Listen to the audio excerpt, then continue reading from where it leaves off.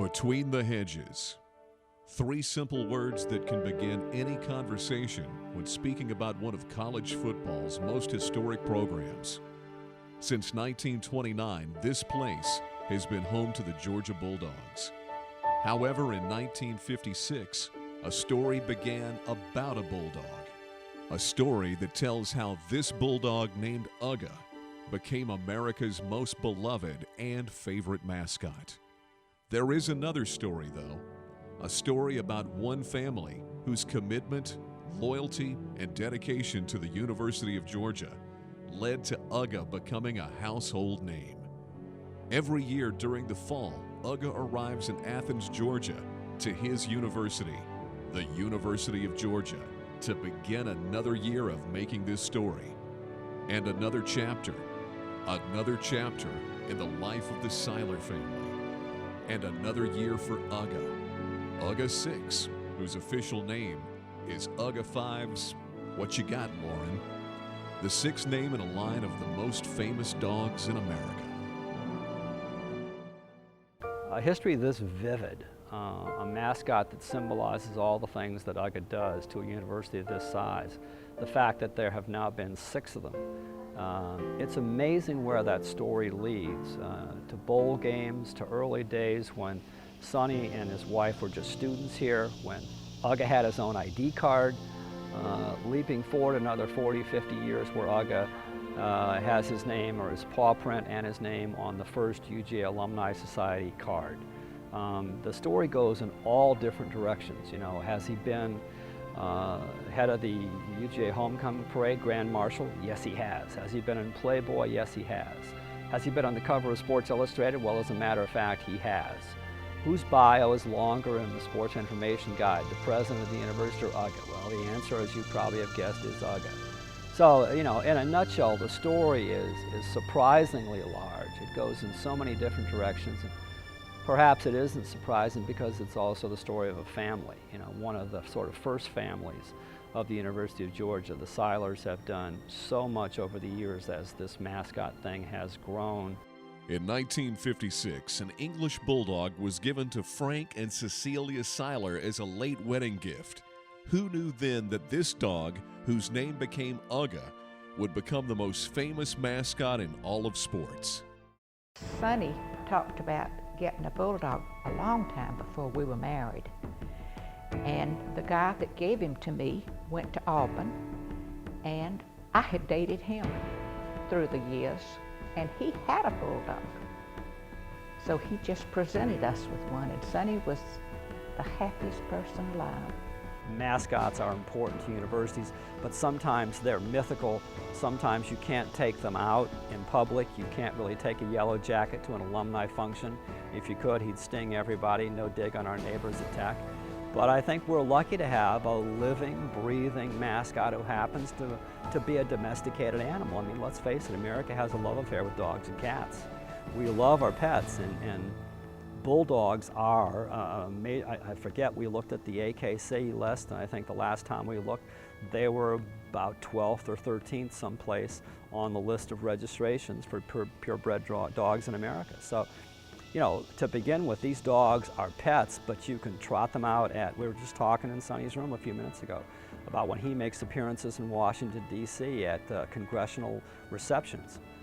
We have representatives and senators who get down on the ground and wrestle with these dogs in a 3-piece suit. I mean, for that moment, they become young men again. And I think that they see themselves as young boys with pets. The mania for the Georgia mascot for the four-legged bulldog didn't start until television took off. Because unless you came to a Georgia football game, either at home or away, you never saw the dog. You see, TV and college sports didn't catch on till right about the Herschel Walker era. We had some in the late 70s, but in those days, maybe, you know, on the weekend you'd see 3 college games, ABC, CBS, and something.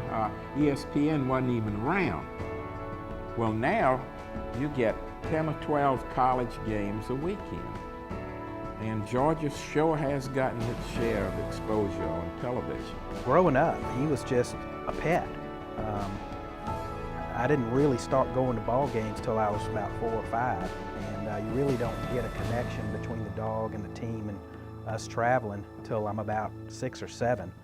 So really, again, growing up, he was just a family pet. Now, about the time I turned 13 or 14, I started putting one and one together and started realizing, you know, what was going on. And really, the dog hit the national scene in 1980 when we won the national championship. Well, when we arrive on campus, I think that not only does UGA sense the adrenaline, but certainly the family goes into high focus too. The car is recognized, the license plate is recognized, and certainly UGA is recognized. We see UGA, we look in the rearview mirror and we can see UGA looking all around the campus, and he knows. I think he senses when we get close to Athens.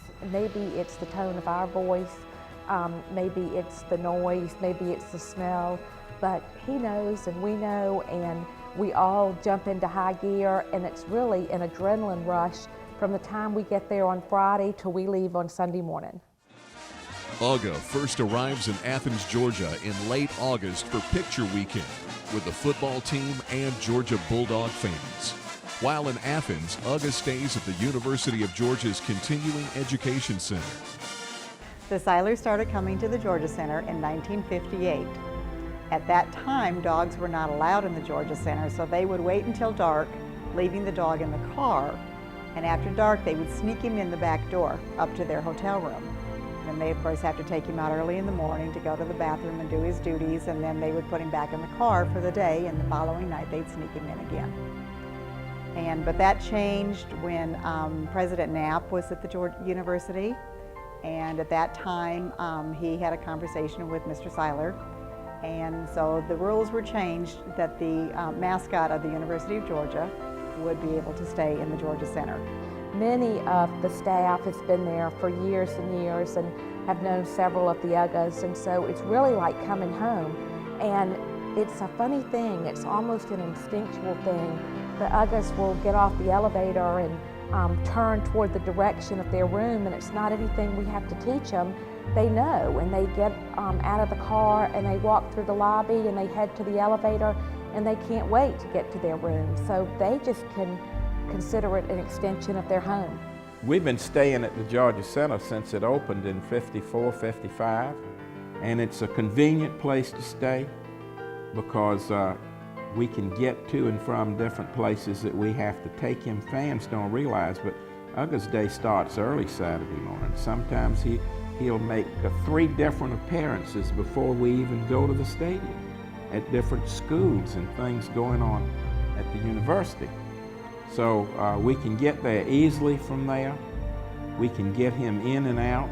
It's secure, and the rooms are perfectly adequate for us. And we've been staying in the same suite of rooms for as long as they've had them open that way.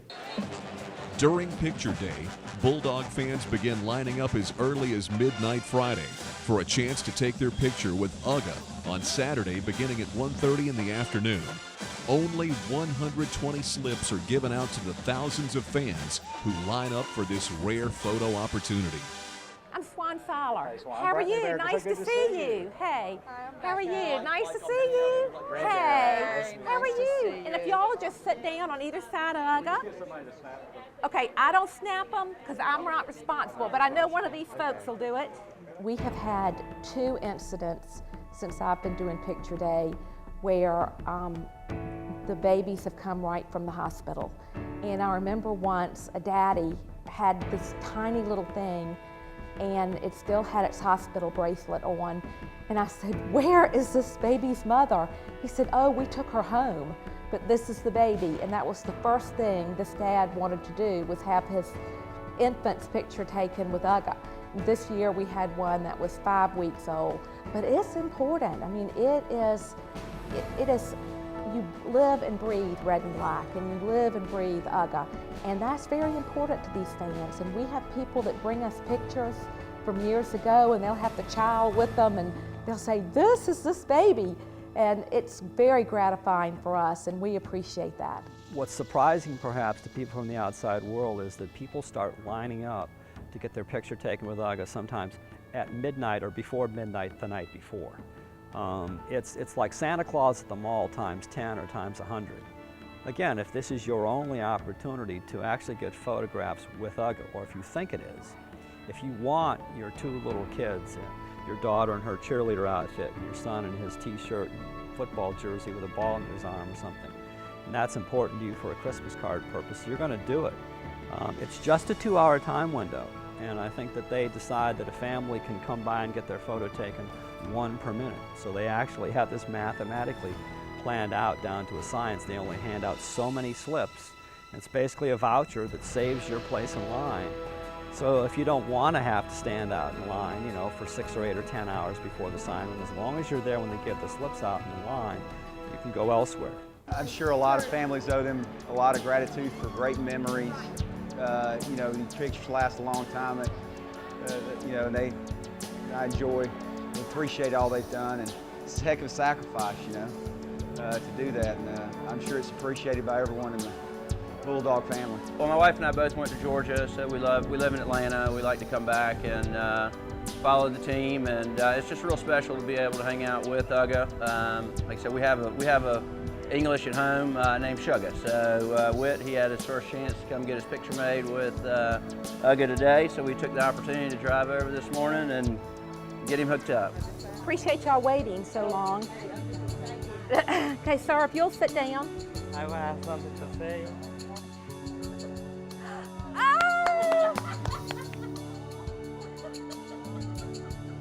Oh, that's great! You always think that you have seen everything with UGA, and truthfully, the proposal this year was the first, and we didn't expect it, and it was delightful. I really didn't know what to expect when this guy dropped down to his knees, but we were glad that we could be a part of it, and certainly we won't forget it. I know they won't, and I hope their pictures turned out great, and just no telling, we'll probably have more of those in the future. Picture Day started back when Coach Dooley was still coaching, and it gradually grew into an extravaganza so that they opened it to far more than just getting pictures made with the team. When it started off, it was just the team for a team picture in the stadium, and it was always hot as the devil. And then it graduated on to where they asked for the dog to be there. For UGA, Picture Weekend also includes taking pictures with the freshman football players who've made the team and been given a uniform. This is something that Coach Rick started. I give him full credit. You know, he's always coming up with some new twist. But he asked us to bring the dog up a day early so that each freshman player who had made the team and been assigned a uniform could have his picture made with UGA, just the two of them. And I think what Coach Rick does with those pictures, he sends one to the family of the player and one to his high school coach. Everybody knows UGA. Everybody in the nation knows UGA. Probably the most well-known mascot of any in the United States of America. I found that out when we took a trip to Washington, D.C. with President Adams, myself, and Coach Dooley, and UGA. And UGA was by far the most popular person there. Coach Rick has taken it to a different level because he really uses the dog to the advantage of the team and the university, and we're glad to cooperate with him. All he's got to do is make a telephone call and suggest that he would like to do this with the dog, or could the dog come to this, and it's a done deal. But I think he recognizes the value of the dog with high school players and with the families. You'd be surprised how many recruits, legal recruits, who are up there on what we call their official visit.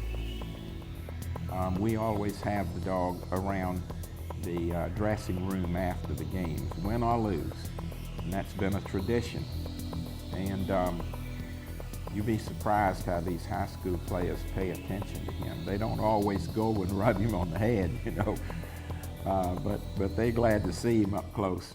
I think they're all aware that UGA is our mascot, and we want our UGA during our era to have the most victories and the most championships, because we keep score that way too around here, so that's important. Well, I think UGA is a special mascot because he has all this enormous appeal, and yet you can reach out and touch him. That's sort of hard to do with if you had a Michigan Wolverine or even the Colorado Buffalo. You'll get stampeded if you get in the way. So UGA is unique in that regard. So he symbolizes the best of Georgia. I think the teams have often played like you would expect a bulldog to perform, a lot of fight, a lot of heart, a lot of courage. So I think Georgia people can identify with this mascot probably better than anybody else. UGA is very, very important. There isn't any doubt about it. Everybody has a mascot, I understand that, but when somebody's been with you as long as UGA's been with us, well, it really means something. Football at Georgia is such a huge thing, and I've been on so many buses with him, and he's been on the planes with us, and you know, it's always great to see him. You always stop and you try to pet him and things like that. UGA 6 is about 60, varies about 60 to 60 pounds, around 60 pounds. He's probably a little bit higher than he should be, but he carries his weight. You'll see him, he's massive shoulders and has this real thin hips. And so to me, he's epitome of almost a football player, where they have massive chest, really don't have much of a neck, and he's got a thick neck. So it's kind of like a football player that you got this big neck, he's got a tremendous shoulder, very broad chest, and then it narrows down to these hips, and when he walks, you can see how he wiggles back and forth. So he has a distinct walk about him. He sashays around a little bit. And the other thing, of course, with UGA, he has blown out both of his anterior cruciates, which is what football players do in ACLs. And so he's torn both of his, and one of them's been corrected and one of them hasn't. So, I mean, to me, he not only looks like a footballer, could be a pretty good epitome one, with just by his massive size and the way he's built, is the fact that he empathizes with him and blew out his knees as well. The hardest thing I ever saw them do, and I don't mean any disrespect, but Vanderbilt had just put in a brand new artificial turf. And Georgia and Vanderbilt were going to play the first game ever on that particular turf, and Vanderbilt was so proud of it. And we get out on that field first, and we're just kicking around, and the game is maybe 10 minutes away or something like that.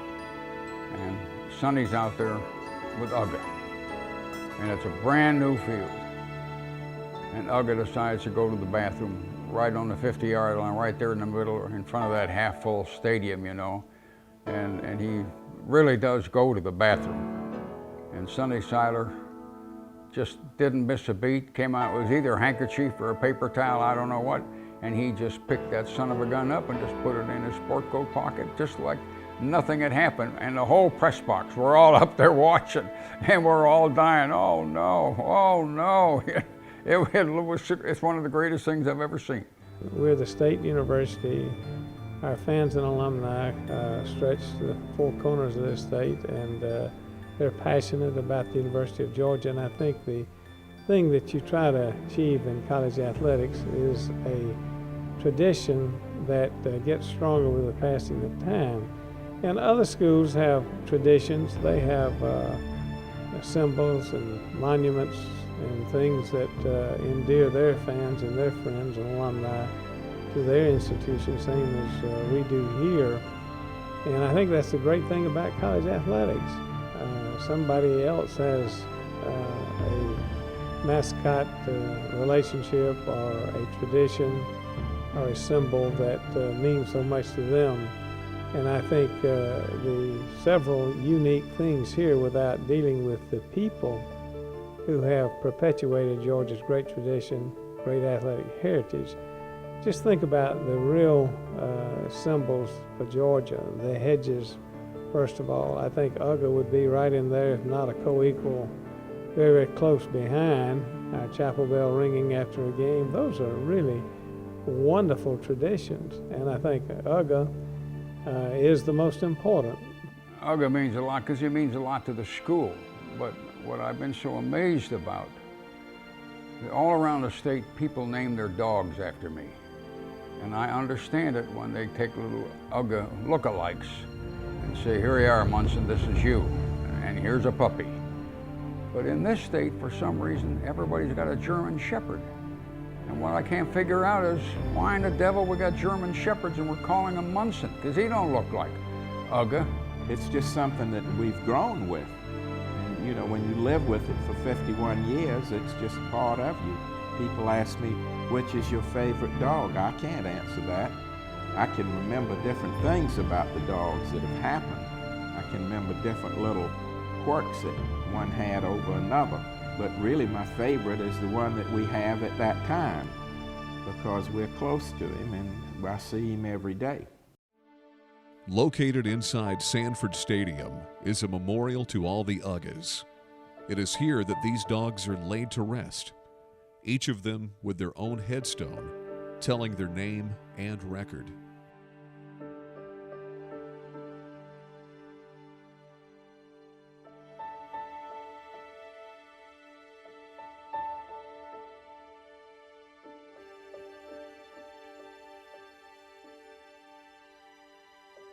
I didn't realize this until I think it was a Pittsburgh newspaper sent a reporter around several years ago to do a piece on it, not on just the University of Georgia, but on all other major universities, and they wrote a story on it, and the finding was that the University of Georgia is the only school, major school, that buries its mascots within the confines of the stadium. And that started when Joel Eves was our athletic director. When UGA I died, he couldn't bear thinking about that dog just being buried in some field or someplace. Not that we ever intended for that to happen, but he is the one who suggested that we bury the dog in Sanford Stadium. So 1 and 2 were buried down at the end near the trestle. And then when we started enlarging the stadium, they were exhumed and brought up to the vicinity of where they are now. And it wasn't until after the Olympics, when they had to move a lot of that for the soccer match with the girls. You know, soccer was played there during the Olympics. And from a lot of the money and the revenue that was made during that period of time, they then put the marble vaults, and that is Georgia red marble. And each dog has its own epitaph, as you know, in bronze. And there are other vaults there for other dogs. Some people say there's room for me there. Who knows, I might go there too. I just want to be able to see the clock though. It's a unique thing. It shows that there's care and reverence for UGA. We love them. We love this one. We loved his predecessors, and we are showing that because, as you know, people, when their favorite pet dies, they want him buried and looked after in the same sense that we do with our own families. So I think the cemetery has a uniqueness about it that fits right in with the uniqueness of UGA, our mascot. Game day for UGA begins early at the Georgia Center. Fans begin arriving early for a chance to see UGA before he leaves for Sanford Stadium. Well, you know, there are different kinds of fans, and the Georgia Center and the people that are around there, some of those folks are elderly, and some of them have grandchildren, and some of those folks can't get to the game. But they're just as much a part of the tradition of game day as anyone else. So UGA visits with the folks that are at the Georgia Center, and he visits with the grandchildren and the great-grandchildren, and then we get in the car and we go under the bridge and we visit with the folks that are going into the game. So it's all part of it. You just have to take it in steps. UGA is then loaded up in his vehicle for a short ride down Lumpkin Street to the Tate Center parking lot. Once there, UGA arrives at his parking place right under the famed bridge at Sanford Stadium. Once UGA arrives, a crowd always forms for a chance to see the most famous mascot in all of sports. Well, people always ask us, when can I have the opportunity to meet UGA? And I wish there were more opportunities for people to get up close and personal, but there just aren't. So if you miss picture day, you can always come under the bridge and see him prior to the game, and most fans know that. Some people have been coming under there, as I said before, year after year after year, and there gets to be a very big crowd. Now, in our family, we have different job responsibilities, and for myself and my sister-in-law, Wendy Seiler, our job is to stand at the back of the car and meet and greet these nice fans that come by and answer any questions about UGA and help folks get their pictures when we can. Sometimes if the crowd is not too big, you can get close to UGA, but in the last couple of years, it's been quite a mob, and people can't get as up close as they'd like. We just have to handle it as best we can with the crowds. But that's a good opportunity for folks to see him, and we want to make him available when we can. Along with the mass of fans to see UGA, there's always those fans who want to meet Sonny Seiler as well. And like UGA, he takes time to meet and talk to the generations of fans who want to know all about UGA. For 40 years, nobody wanted to meet me. I don't know why they want to meet me now. Maybe it's because my hair's turned gray. But they do come up to the car. Sometimes I'm sitting in there listening to the radio trying to get scores of other games that we're interested in. They'll bang on the window and poke something in there for me to sign, which I'm always delighted to do. But I always say, hey, I didn't play football here. I said, oh yes, but we know you. You're UGA's daddy. So I sign it for them. People have become so used to knowing where UGA is, and he's not hard to find. Red station wagon brings him in. The Seilers sort of open their arms, come on in and come into our house and enjoy our hospitality and UGA's hospitality. So it's just been something that I think the Georgia fans have grown to appreciate, and it's like, I think, going to a World Series game or going to a Broadway play. You've done it once, but on game day, you like to do it again. When you see what this dog means to people who love and support and went to the University of Georgia, you almost can't help but respond. You know, do I think that it helps that Sonny sort of looks like a bulldog himself? Yes. As he gets older and his hair's gotten whiter, does he look more like UGA every day? Yes. You know, do they both sort of symbolize that sort of linebacker mentality that we all kind of think about when we think about the Junkyard Dogs defense? Yes. So, you know, it's funny, but you can go on and on with both the reality of this dog and what he means to the University of Georgia and the symbolism. You can go on and on about the reality of Sonny, the busy lawyer who somehow manages to make time to come up here, but I can tell you there's also something symbolic about Sonny. When people see Sonny in a lobby, believe me, he is the next best thing to UGA, and even though he's second, I think it's sometimes a close second, because in their eyes, Sonny is UGA and vice versa. They're sort of interchangeable. 30 minutes before kickoff, UGA enters Sanford Stadium with Sonny and his son Charles, who handles him during the game. Once on the field, UGA greets players and fans and then heads over to his place on the visiting team's sideline where his doghouse awaits him. It's here that he stands during the game watching over his stadium and his football team. Generally, we'll take him in the game about 20 minutes before the national anthem. It's important for us to get him to the box as soon as possible because it's hot. And the key to him is keeping him cool. And so you'll see early in the year, I'll get him to the box as soon as possible. Later in the year, when it cools down, he's able to be on the field more. You'll see him rolling around and playing. And actually, if you look at his jaws and his tongue, if it's blue, then the heat's bothering him, and if it's pink, he's good to go. And that's what I do. I just look at it and judge by that. And my job is to keep him in front of everybody the best that I can. But if I see that he's in some kind of distress, and it's usually heat related, I'll put him in his box, and it's air conditioned and iced, and it's it's good for him to have that on the field. The hardest part of the game for him is before the game starts, after the dog is on the sideline, because usually they have a lot of groups that come down there. They're all authorized. They usually have guides and chaperones from the athletic department because you can't get on the field without the right credentials.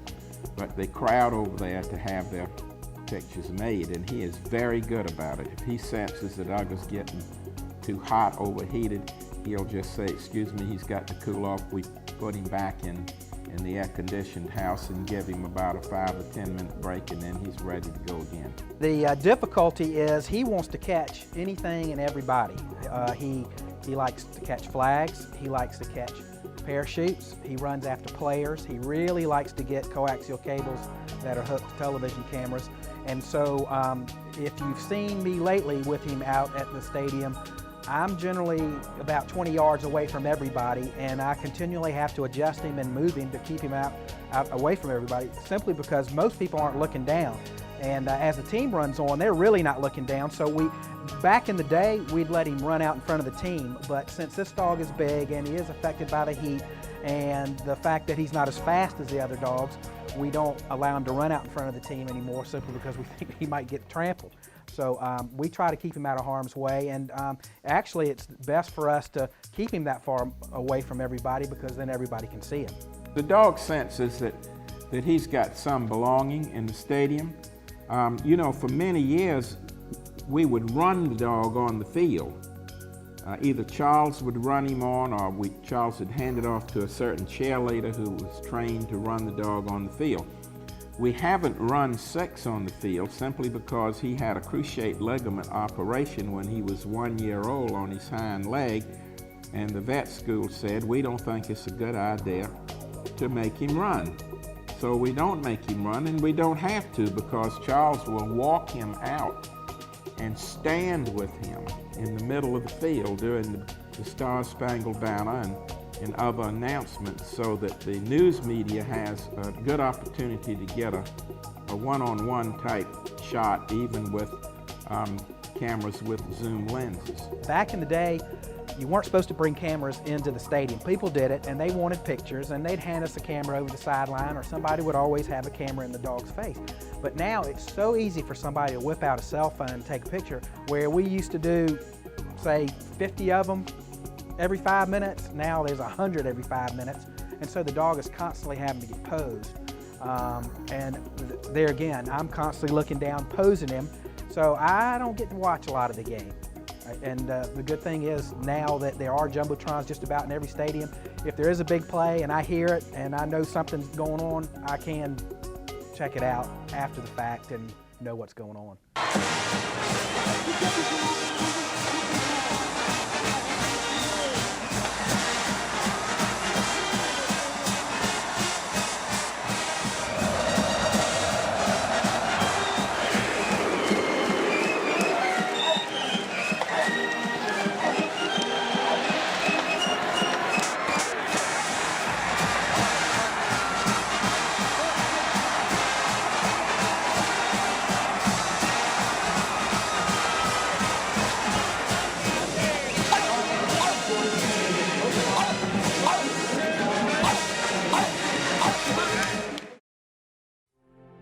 For 51 years, you see, UGA has stood on the sidelines every game along with Sonny.